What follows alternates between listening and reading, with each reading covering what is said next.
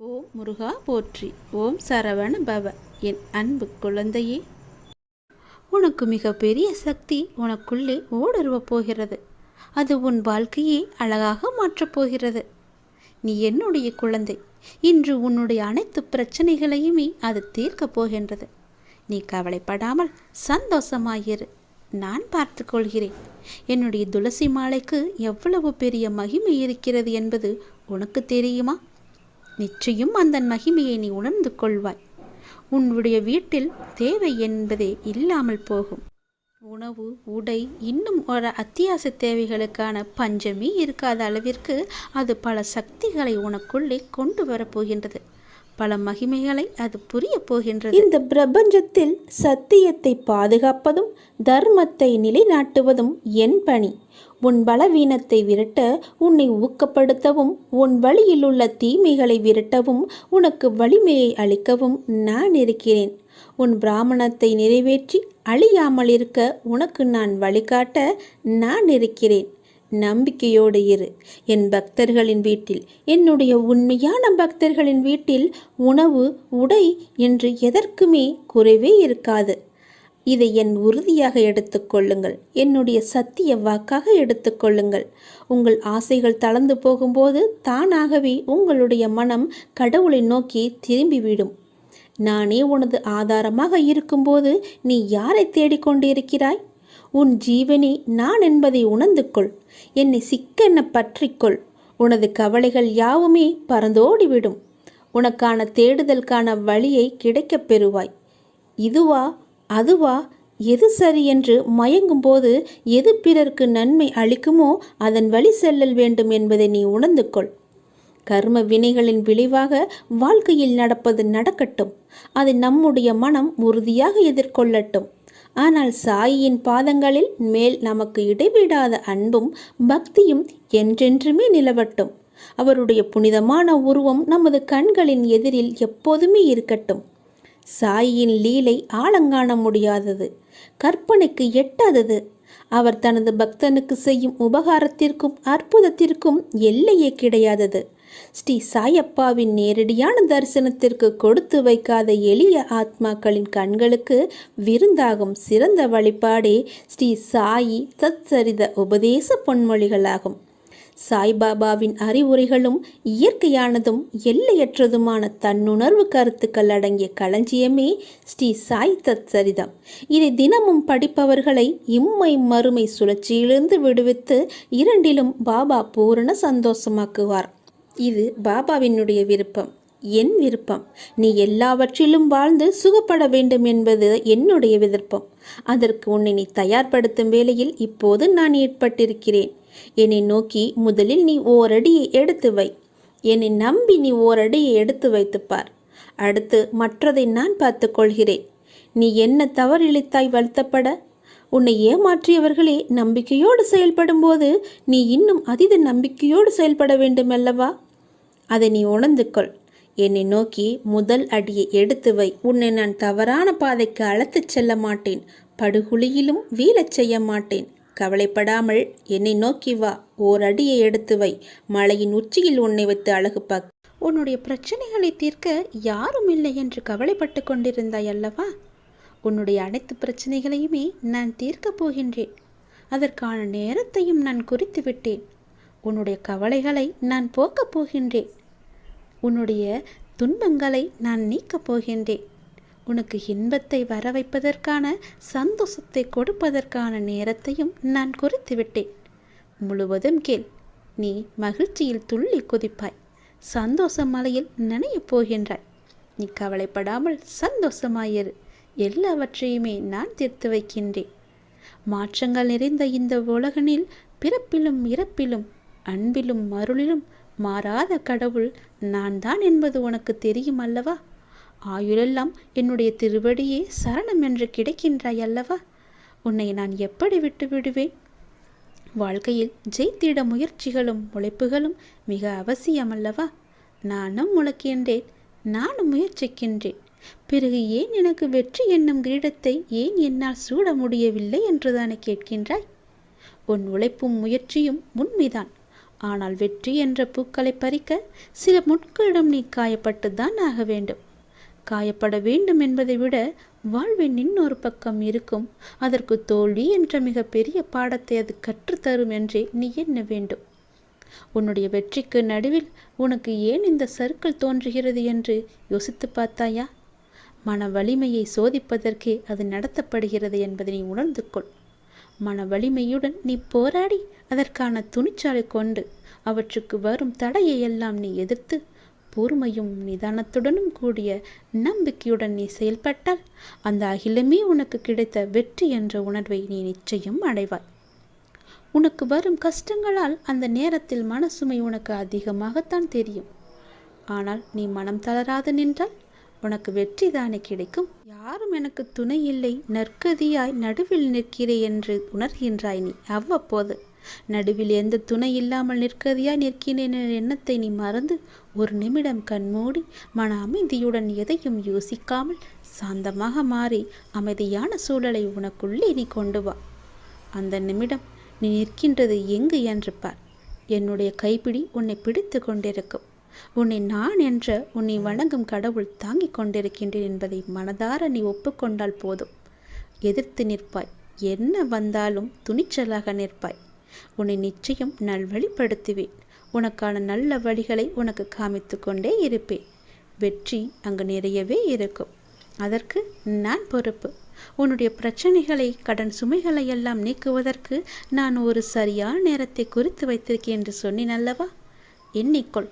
இன்னும் சரியாக 36 மணி நேரத்தில் நிச்சயம் நீ மகிழ்ச்சி அடைவாய்.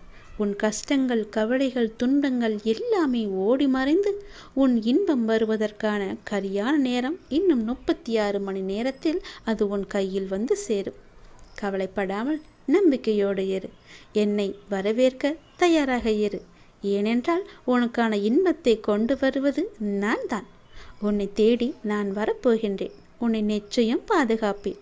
நல்வழியில் உன்னை அழைத்து செல்வேன். நல்லது நடக்கும். நான் உயிரோடு இருக்கின்றேன், உனக்கு முன்னே இருக்கின்றேன் என்பதை நீ நம்புகின்றாயா?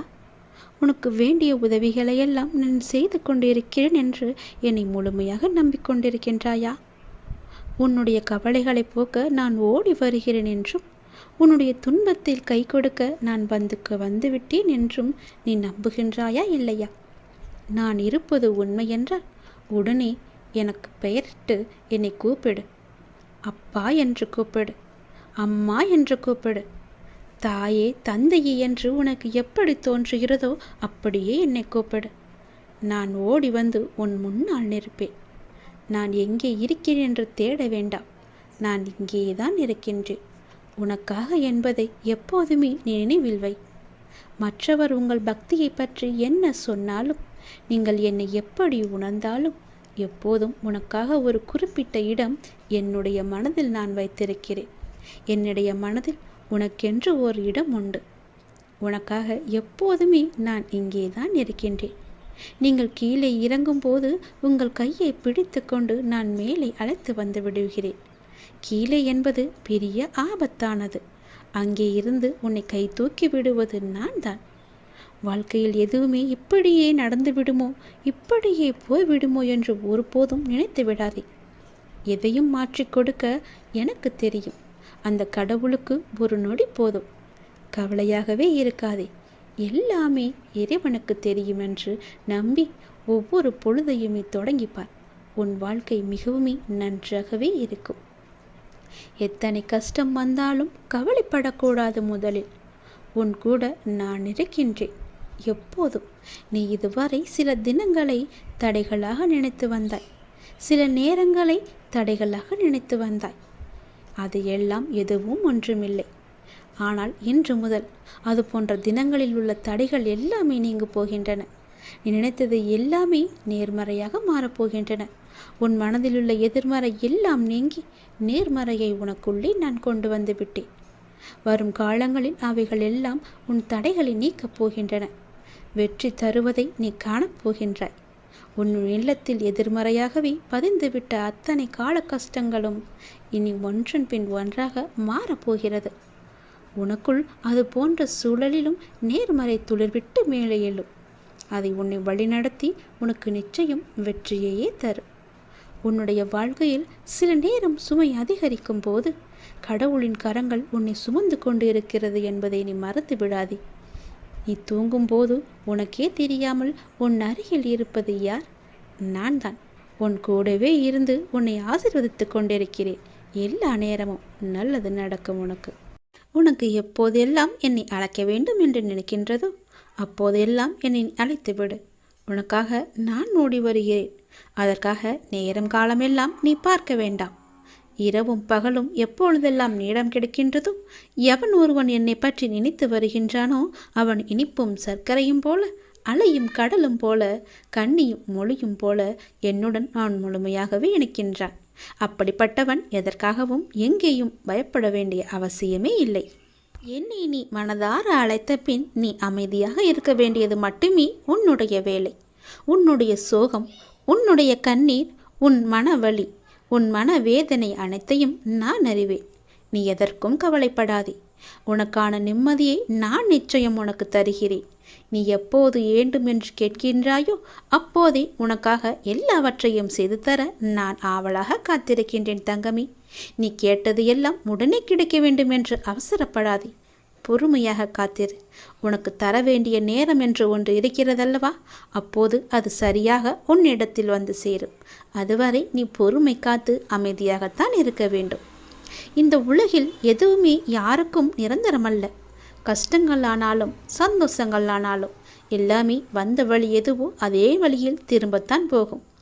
உன்னை எதிர்மறையாக்கும் எந்த ஒரு நிகழ்வுக்கும் நீ நேர்மறையாய் மட்டுமே உன்னை வெளிப்படுத்தி காட்டிப்பார். நீயும் எதிர்மறையாய் சிந்தித்து விடாதே. நான் உனக்கு துணையாக உனக்குள்ளே இருக்கின்றேன். அதனால் உன் மனதில் எப்பொழுதும் நேர்மறையை மட்டுமே நீ வைத்துக்கொள். அப்படி நீ இருக்கையில் நீ படும் துயரங்களை நான் நிச்சயம் அறிந்து அதற்கான தீர்வையும் நான் உனக்கு தருகிறேன். உன்னை சூழ்ந்துள்ள ஏமாற்றங்கள், துரோகங்கள், வஞ்சகம், ஏழ்மை, இன்னும் பல துயரங்களும் நீக்க வேண்டியிருக்கின்றது. இந்த அப்பாவை எண்ணி நீ வேண்டிக் கொள்கிறாய், சரியா? அப்படி நீ வேண்டிக் கொண்டது உன் மனதில் இருப்பது எனக்கு தெரியும். உன்னை சூழ்ந்துள்ள துயரங்களிலிருந்து தப்பிப்பது எப்படி என்று யோசித்து யோசித்து நீ தூக்கம் வராமல் தவித்திருக்கின்றாய். உன்னை எல்லோரும் அவமானப்படுத்துவது போலவும், உன்னை கைவிட்டு விட்டது போலவும், எல்லாமே இருந்தும் எதுவுமே எனக்கு இல்லாதது போலவும், எல்லோரும் இருந்தும் அனாதை போலவும் இப்போது நீ உணர்கின்றாய்.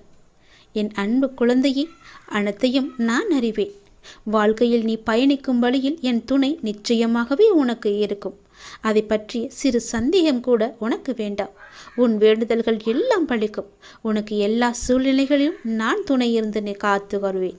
நீ எடுக்கும் எல்லா முயற்சிகளும் உனக்கு நிச்சயம் வெற்றி என்ற தீபத்தை மட்டுமே நான் ஏற்றி காமிப்பேன். என் மீது நம்பிக்கை வைத்து மட்டும் செயல்பட்டுப்பார். கவலைப்படாதே.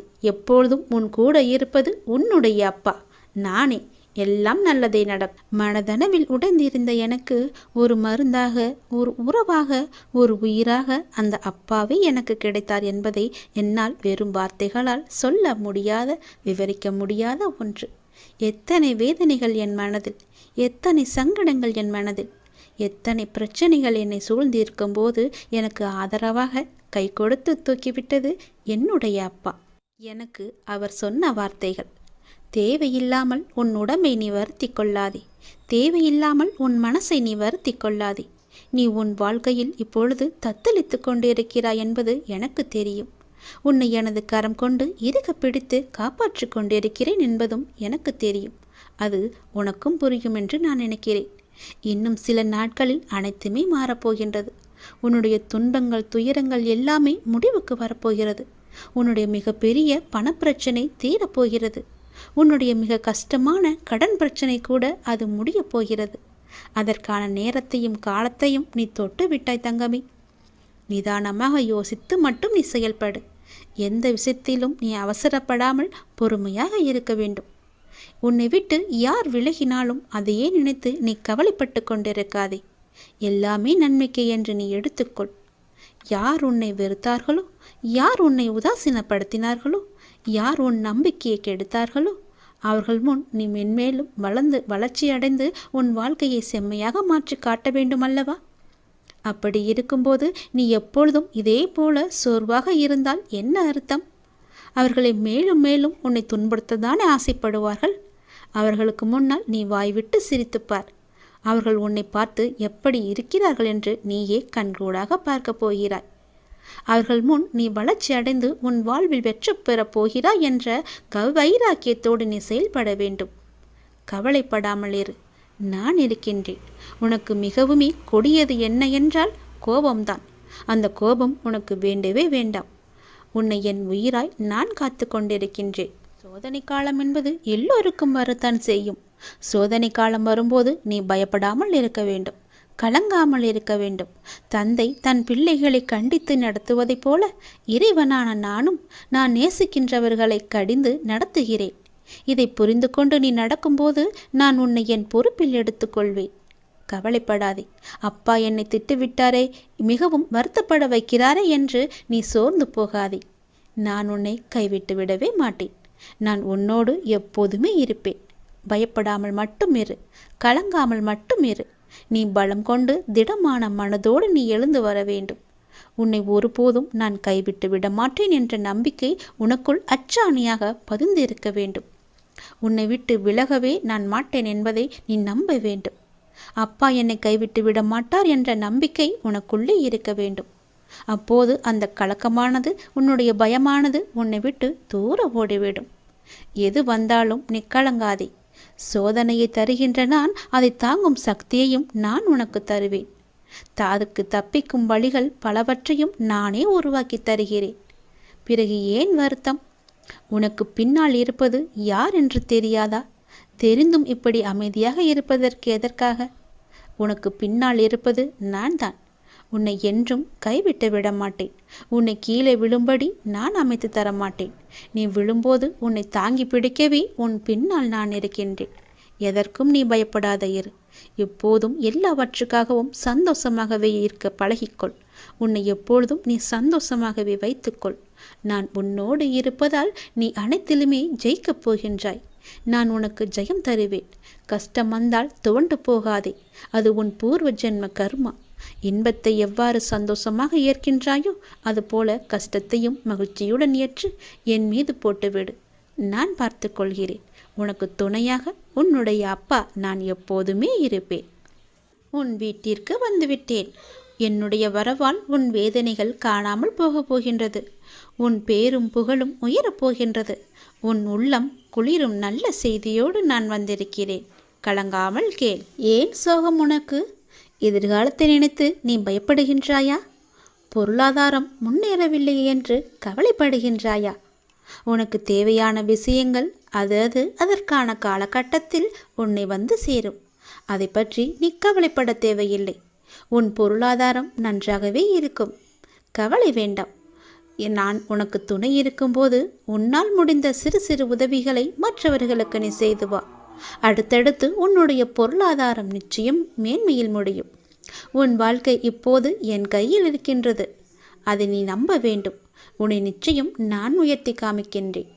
உன்னோடு நான் இருப்பதை எப்படி நீ அணு அணுவாக உணர்ந்து கொண்டாயோ அது போலவே உன்னை அணு அணுவாக உயர்த்தி மிக பெரிய உயரத்தில் நான் வைக்கப் போவதை நீ காணப் போகின்றாய். உன் புகழ் உயரும், உன் உள்ளம் குளிரும். அந்த நல்ல நாளை இந்த ஆண்டில் நீ நிச்சயம் காண்பாய். எது நடந்தாலும் எல்லாமே நன்மைக்கே என்று நீ எடுத்துக்கொள்கின்றாய் அல்லவா? அந்த எண்ணத்திற்கே எல்லா நன்மையும் உனக்கு வந்து சேரும். நீ எப்போதும் உண்மையாக இருக்க முயற்சி செய்கின்றாய். ஆனால் எல்லோரும் உன்னிடம் உண்மையாக நடந்து கொள்ளாவிட்டாலும் உன் உண்மை அவர்களை நிச்சயம் மாற்றும். உன்னை அனைவரும் அவர்கள் மதிப்பார்கள். கவலையப்படாதே. நான் உன்னை உயர்த்தி காமிக்கின்றேன். எது நடந்தாலும் அப்பா இருக்கிறார் என்ற நம்பிக்கையோடு இரு. நான் உன் வீட்டிற்கு வந்து உன்னுடனே தங்கிவிட்டேன். என் வரவால் நீ இதுவரை சந்தித்த வந்த வேதனைகள் எல்லாம் எப்படி காணாமல் போனது என்று நினைத்து வியக்கும் அளவிற்கு நிச்சயம் உன்னுடைய வாழ்வில் பல நல்ல நல்ல மாறுதல்கள் எல்லாம் நடைபெறும். இனி ஒவ்வொன்றாக அது உனக்கு தெரிய வரும். வாழ்க்கையில் பல அற்புதங்கள் நிகழப்போகின்றது. எல்லாமே எனக்கு தெரியும் என்ற நம்பிக்கையோடு என்னிடம் ஒப்படைத்துவிட்டு எல்லாமே என் அப்பாதான் என்று இருக்கின்றாய் அல்லவா? நிச்சயம் நான் உன்னை கைவிட மாட்டேன். என் நிலைமை மாறவில்லையே, நானோ நீயே என்று கதியின்றி இருக்கின்றேன். உனக்கோ என்னை கவனிக்க நேரமில்லை என்று நீ புலம்புகிறாய். ஒரு நாள் இந்த வாழ்க்கை எனக்கு பிடித்த மாதிரி மாறும் அப்படி என்கின்ற நம்பிக்கையில் நீ ரொம்ப நாட்களாகவே வாழ்ந்து கொண்டிருக்கின்றாய். அந்த ஒரு நாள் உன் வாழ்க்கையில் வெகு விரைவாக வரப்போகின்றது. அதை நான் உனக்கு பரிசாக தரப்போகின்றேன். அந்த பரிசோடு இந்த நாளை நீ மகிழ்ச்சியோடு கொண்டாடு. உன் மகிழ்ச்சியான முகத்தை நான் காண விரும்புகின்றேன். என் மீது நீ அளவற்ற பக்தி கொண்டிருக்கின்றாய். கண்மூடித்தனமான நம்பிக்கை வைத்திருக்கின்றாய். தெய்வீக சக்தி அதிகம் இருக்கிறது என்று நம்புகின்றாய். அது எதுவுமே பொய்யாகாது தங்கமே. உனக்கு தேவையான சக்தி தந்து உனக்கான அந்த நல்ல நாளை நான் உன்னிடம் ஒப்படைக்கப் போகின்றேன். நிச்சயம் அதற்கான நல்ல அறிகுறிகள் எல்லாம் உன் கண்ணில் தெடும்படி நான் அமைத்து தருகின்றேன். நீ நல்லதாய் நினை, உனக்கு நல்லதே நடக்கும். சில நேரம் நீ மிகவும் மகிழ்ச்சியாகவும் சுறுசுறுப்பாகவும் இருக்கின்றாய். சில நேரமோ மிகவும் சோர்ந்து போய் கவலையில் மூழ்கின்றாய். எப்பொழுதும் உன் மனதை நீ சுறுசுறுப்பாக வைத்துக்கொள்ள என்னுடைய நாமத்தை மட்டும் நீ உச்சரித்து கொண்டு இருந்தாலே போதும். என்னுடைய நாமமானது உனக்கு எப்போதும் உதவியாக இருக்கும். எந்த நேரத்திலும் உனக்கு துணை இருந்து கொண்டே இருக்கும். என் நாமத்தை மட்டும் நீ சொல்லிக்கொண்டே வா. தை மாதத்தில் உன்னுடைய இல்லத்தில் ஒரு நல்ல நிகழ்வு நடப்பதற்கான அறிகுறிகள் உனக்கு தென்படும். அது தொடர்பான முடிவுகள், பேச்சுவார்த்தைகள் எல்லாம் நடக்கப் போகிறது. உன்னுடைய எண்ணத்தில் நேர்மறை சற்று குறைந்தாலும் நேர்மறை எண்ணங்களை விடாமல் பிடித்துக்கொள். நீ நன்மைகள் நிச்சயமாக நடக்கும். உன்னுடைய மனதை மகிழ்ச்சியாக வைத்துக்கொண்டு நீ செய்யும் செயல்கள் எல்லாம் நிச்சயம் நல்ல பலனை தரும். அப்படியே உன் மனதை நேர்மறையாகவே வைத்துக்கொள். உன் இல்லத்தில் மகிழ்ச்சி என்றுமே நிலைத்திருக்கும். உன் மன கதவு எல்லாமே திறக்கப் போகிறது. தடைப்பட்ட கதவுகள் எல்லாம் திறந்து உன் வாழ்க்கைக்கான நல்ல நல்ல மாறுதல்கள் எல்லாம் நடைபெறும்.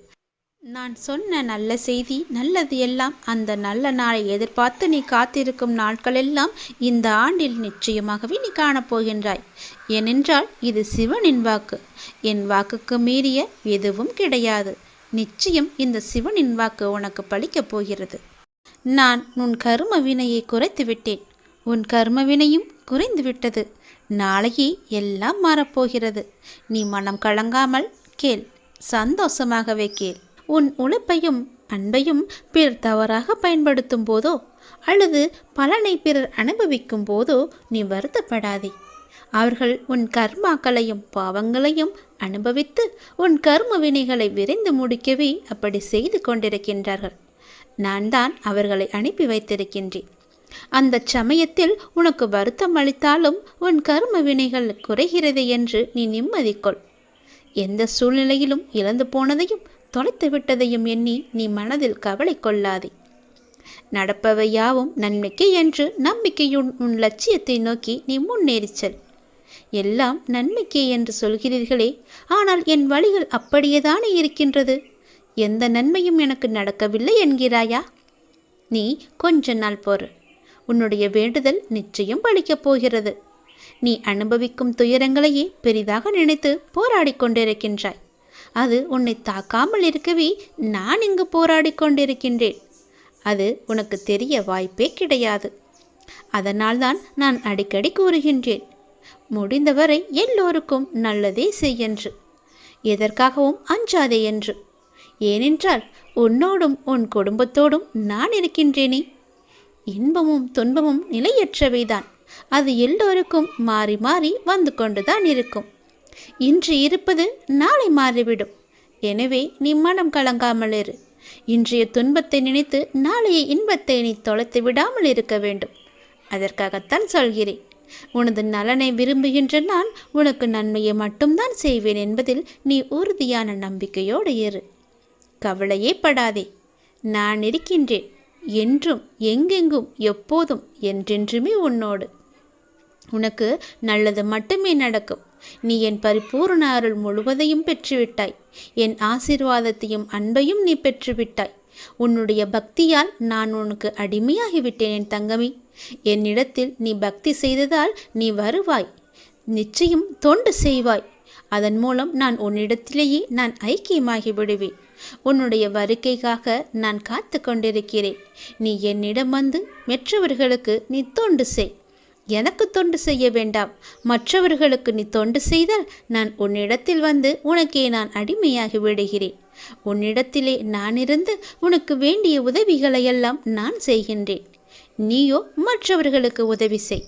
உனக்கு தேவையானது எதுவோ அதை நானே தருகின்றேன். நீ அள்ளி அள்ளி கொடு, நானும் உனக்கு அள்ளி அள்ளி தருகின்றேன். நான் கொடுப்பதை வைத்து நீ மற்றவர்களுக்கு கொடு. உன் வாழ்க்கையில் பல நல்ல நல்ல மாற்றங்கள், நல்ல நல்ல நிகழ்வுகள், நீ கேட்ட சந்தோஷங்கள், மன மகிழ்ச்சிகள் எல்லாமே உனக்கு கிடைக்கும். நீ கேட்ட பண பிரச்சனை எல்லாமே தீர்ந்துவிடும். நான் உனக்கு அள்ளி அள்ளி தரும்போது நீ உன் இரு கைகளையும் தூக்கி அதை வாங்கிக்கொள். நான் தருவது உனக்காக மட்டுமே. உன்னுடைய உண்மையான பக்தியால் நீ என்னை வென்று விட்டாய். நீ என்னை அடிமையாக்கி விட்டாய். நான் உனக்கு எப்பொழுதும் தொண்டு செய்யவே நான் காத்திருக்கின்றேன். அதுபோல நீயும் தொண்டு செய்து மற்றவர்களின் வாழ்த்துக்களை நீ பெற்றுக்கொள். அதன் மூலம் உன் வாழ்க்கை மிக சிறப்பாகவே மாறும். நான் உன் நல்ல எண்ணத்தில் தான் நான் வைத்திருக்கின்றேன். அதுபோலவே நீயும் செய். உன்னையும் எல்லோரும் போற்றுவார்கள். நன்றாக இருப்பாய். நீ என்னுடைய இந்த பாதத்தை தொட்டுப்பார். நான் உன் முன்னே உன்னை தேடி நான் வந்து கொண்டே இருப்பது உனக்கு தெரியும். கவலைப்படாமல் நம்பிக்கையோடு நான் வணங்கும் கடவுள் என்னிடம் இருக்கிறார் என்று என்னுடைய இந்த பாதத்தை நீ தொட்டுப்பார். உன்னை தேடி நான் வருவது உனக்கு தெரியும். என்னை வரவேற்க நீ தயாராக இரு. உன்னை பாதுகாக்க நான் வந்து கொண்டிருக்கின்றேன். ஒரே நாளில் யாரும் மௌனத்தை தேர்ந்தெடுப்பதில்லை. அது பல நூறு வார்த்தைகளை பேசி பலனற்று போனதால் தான் அது வருகின்றது. உன்னுடைய மனதில் இப்போது உள்ள அந்த மன வருத்தத்தை உனக்கு தந்தவர்கள் அதை பற்றி கண்டு கொள்ளாதவாறு இப்போது இருக்கின்றார்கள். அதை அவர்களுக்கு நான் புரிய வைத்துக் கொள்கின்றேன். வீணாக வருந்தாதே.